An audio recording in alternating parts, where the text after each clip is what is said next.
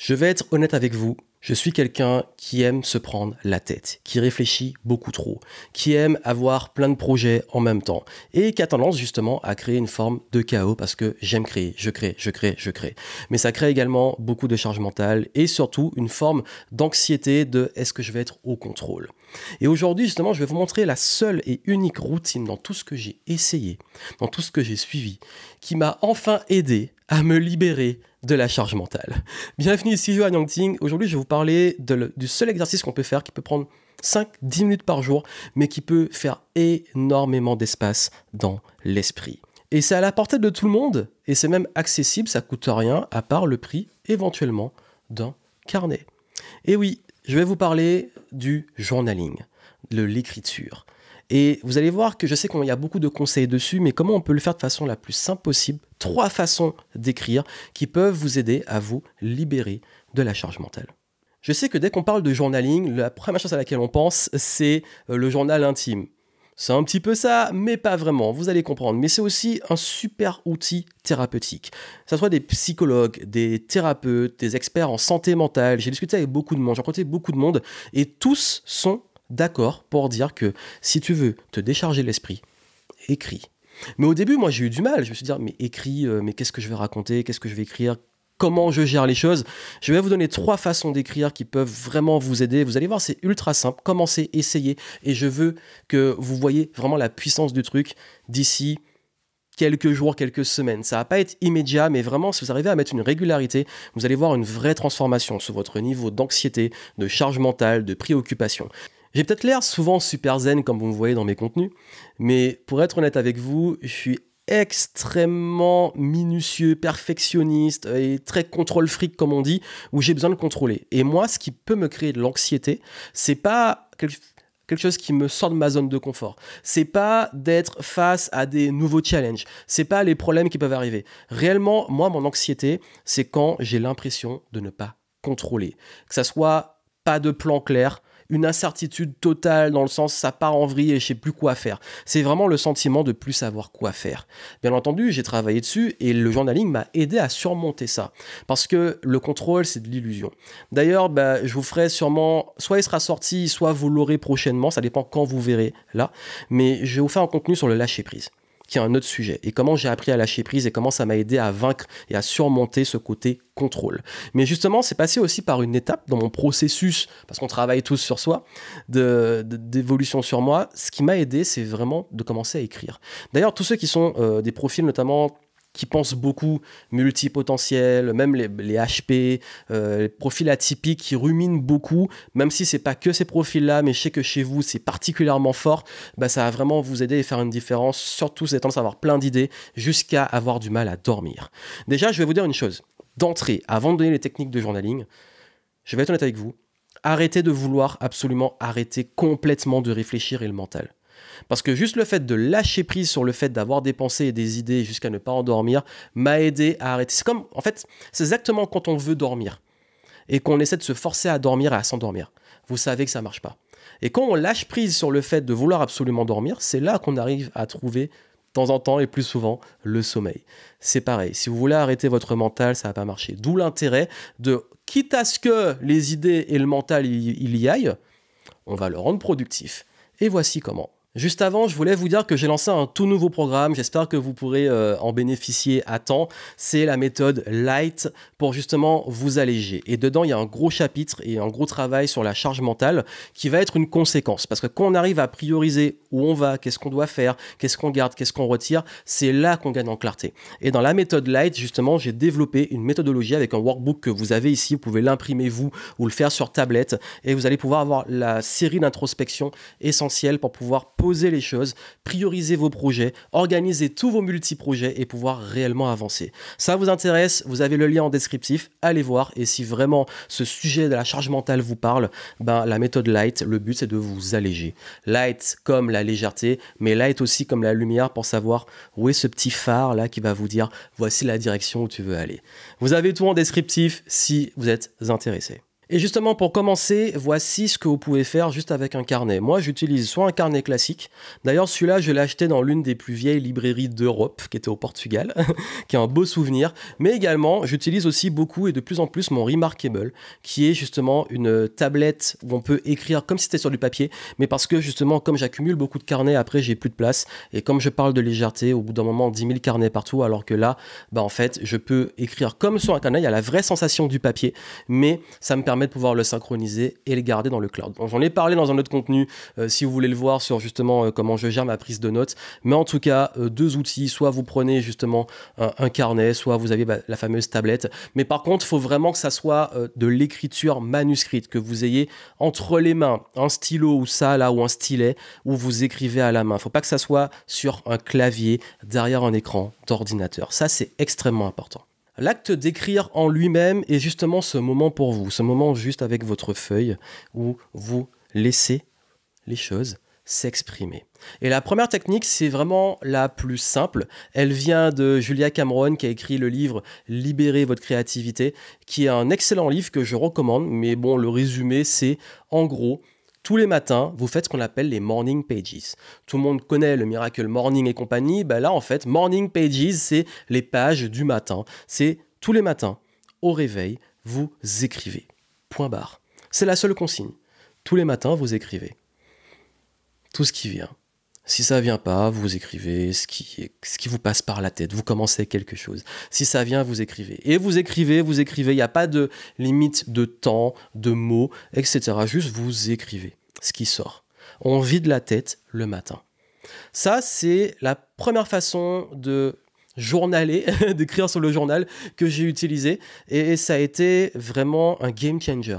Au début, c'est un peu bizarre, on ne sait pas trop quoi écrire, etc. Et puis au bout d'un moment, je me suis rendu compte que le matin, et c'est vrai que d'ailleurs on travaille aussi sur, c'est un autre point, mais le fait aussi de bien s'endormir, de poser les choses, je vais vous dire justement, c'est une des méthodes d'après, peut aider à faciliter l'écriture du matin quand on travaille en amont sur la soirée, sur le soir. Mais juste le fait d'avoir commencé à écrire, je me sentis plus léger. Je me suis rendu compte qu'au bout d'un moment, je commençais mes matins presque avec l'enthousiasme d'aller écrire. Et vous n'êtes pas obligé de relire ce que vous écrivez. Et vraiment.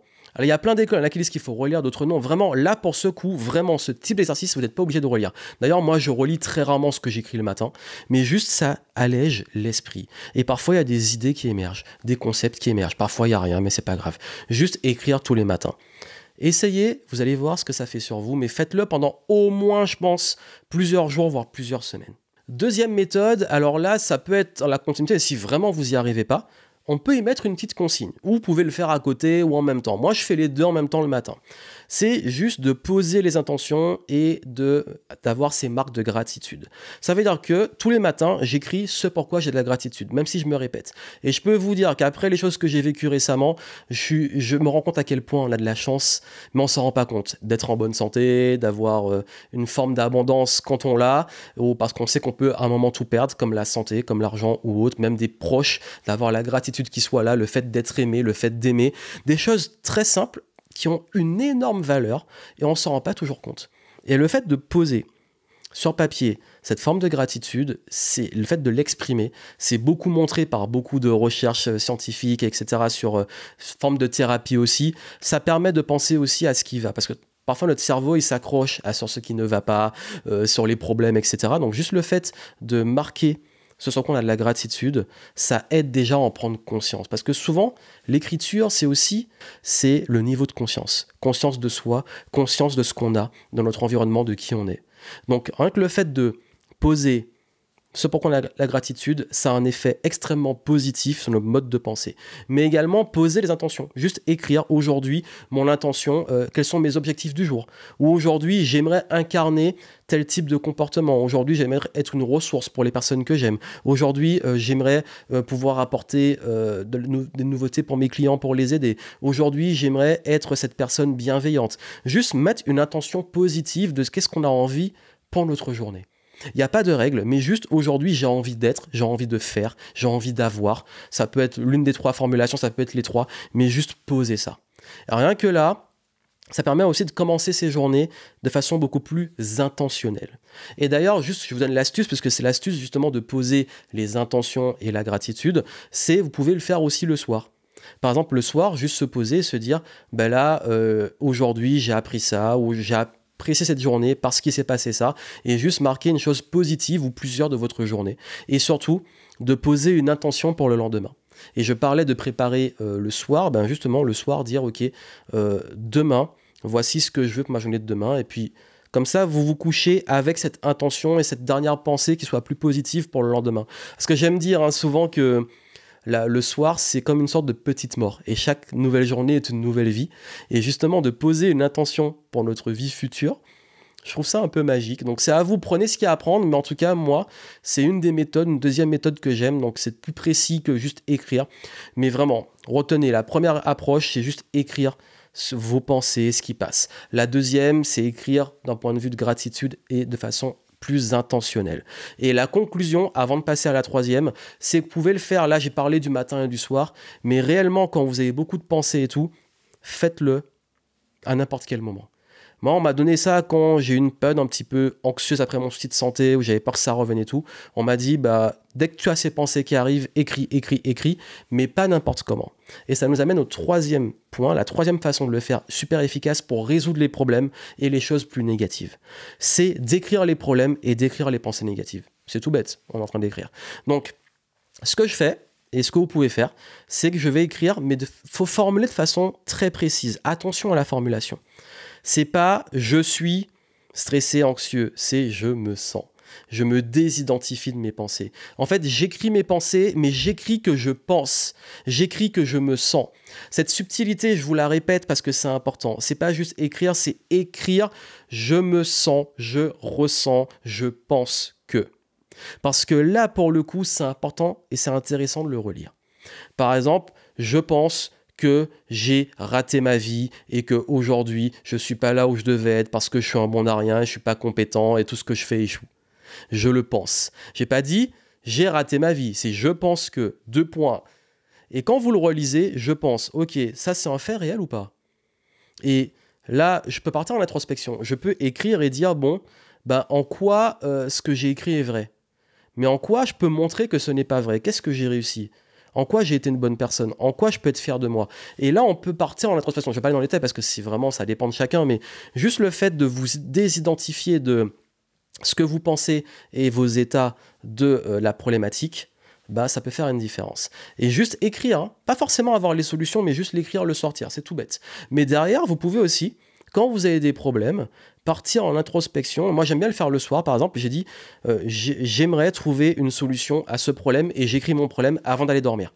Ça m'a été donné par ma grand-mère qui était très croyante, mais après, encore une fois, c'est pas qu'une question de croyance. Ça dépend des croyances de chacun. Ça peut être Dieu, l'univers, quelle que soit la forme de divinité qui vous correspond. Peu importe, de plan supérieur, ou ça peut être votre inconscient, ça peut être votre vous supérieur, votre vous quand il dort et de votre inconscient. Peu importe la croyance, juste faites-le avec ou sans croyance.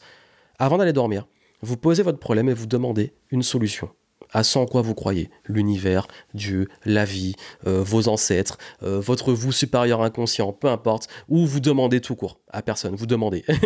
Et vous écrivez cette problématique et je ne dis pas que vous allez avoir les solutions. Il faut être vraiment détaché des solutions. Mais bizarrement, en fait, j'ai remarqué que souvent le matin, c'est là que j'avais le plus de réponses. Pas tout de suite, mais à force de le faire régulièrement, j'avais plus souvent des réponses que de ne pas le faire.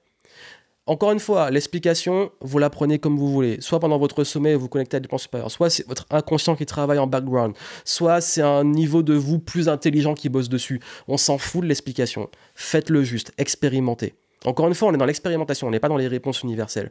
Mais le fait de l'expérimenter, si je vous dis que ça a des résultats vraiment intéressants, faites-le. C'est pas magique, vous n'aurez pas tout le temps les réponses. Mais juste essayez encore une fois. Je vous donne, vous prenez. Mais là où je veux en venir, c'est que le fait de poser les choses, le fait de sortir de votre tête, le fait de vous désidentifier, c'est la meilleure façon de pouvoir, en écrivant, réussir à avoir ce travail de conscience de soi et de progression.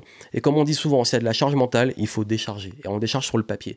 Plutôt que de décharger sur les autres, sur les gens, sur reprocher aux autres, balancer la négativité. Vous savez, comme les gens qui ont besoin de parler en fin de journée, ils ont une journée de merde, il leur arrive que des problèmes, et ils vont aller voir le voisin, ils vont, ou alors père, le conjoint, la conjointe, la personne, leur enfant carrément, et ils vont se plaindre, et ils vont tout décharger de négatif, tout ce qui est pas bon, là, ils vont le décharger sur une personne, et la personne, bah, elle risque elle-même de se charger cette négativité.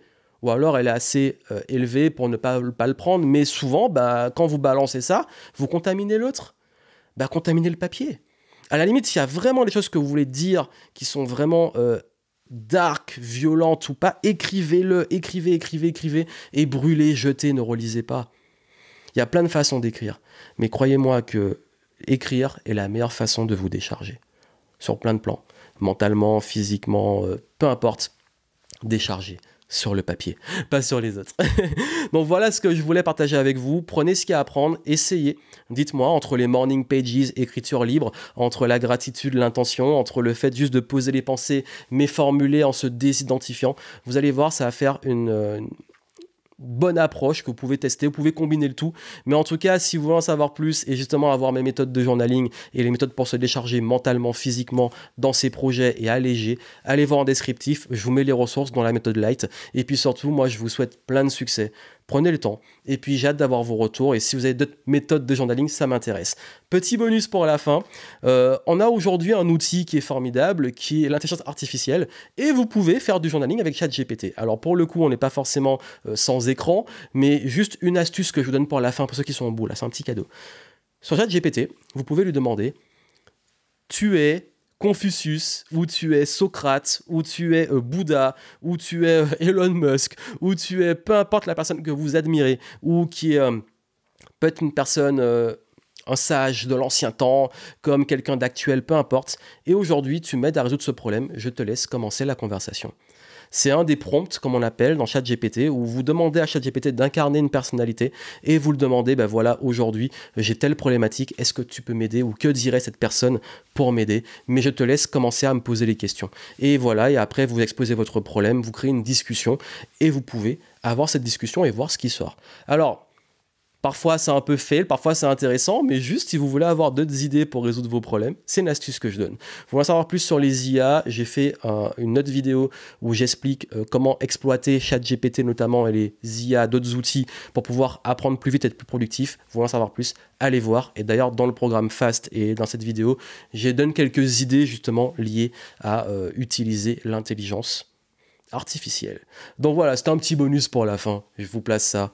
Soyez créatifs, utilisez, je ne vais pas aller dans les détails. Si vraiment vous voulez pour le coup que j'aille vraiment dans les détails et que je vous montre une conversation avec Socrate, Confucius ou peu importe, dites-le moi et on verra si j'ai envie de le faire. Voilà, je vous souhaite plein de succès et je vous laisse les ressources en descriptif et je vous dis à très bientôt.